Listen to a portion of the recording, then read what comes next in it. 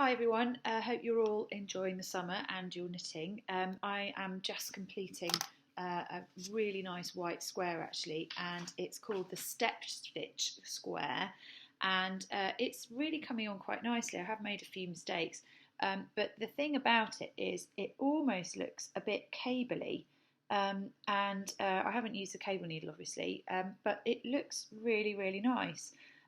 It's a bit more finicky. You've got to really follow the pattern and really think about it. But I'm quite pleased with this. It seems to be working out quite well. I think probably if I look closely, I'll be able to work out where I didn't count up to four. But that is just a general problem with me. I don't think it's one that many of you will struggle with. So this one, I'm just casting off at the minute.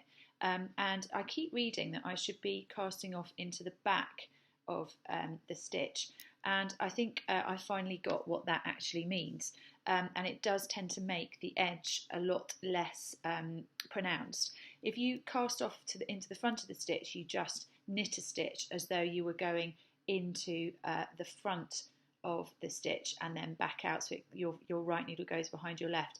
But if you're casting off into the back of the stitch, you go into the back of the stitch, round the back of your left hand needle, and then bring the wool round, and it still knits off nicely, and then you take the stitch over the top.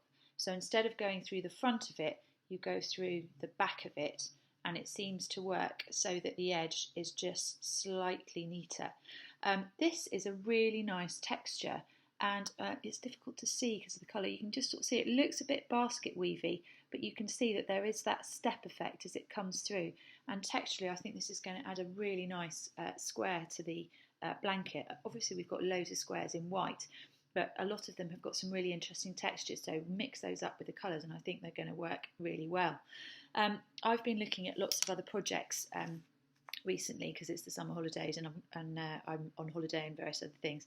And I'm getting really confused with the difference between all the different types of wool. So I've been doing a bit of research, and you probably know all this, but I thought I'd just share with you what I found. Since I discovered knitting shops, I have become a little bit of a hoarder of knitting wool from bargain bin end baskets, and I've come away with quite a lot, and I just don't know what I'm going to do with it. But I've got bags of wool that I need to find a reason to have in my house, so I need to work on that. But I thought I'd just show you a few of them. This wool, you can see it's really beautiful. It's ever so thin, and apparently this is a 2-ply wool, and this means that I have to knit it on 2 to 3.5mm needles in order to make it work. And this creates a really nice lacy effect for sort of shawls and what have you. And then the stuff that we're working in, I think, is a 4-ply, which is basically the width of the wool, I think, and it tells you which needles you need to use to knit it with. And we're using 4mm needles, so I would imagine that our wool is 4-ply. And then you've got DK wool, which is double knit wool, and that's 2 times the weight of 4-ply, and you need to use 3.5 to 4.5 millimetre needles for that. So it's all relating to the needles. So every time I go near wool now, I know what needles I need for which number. And then you've got wool like this, which I used for a project a long time ago, and this is chunky wool, and you need to put that on bigger needles.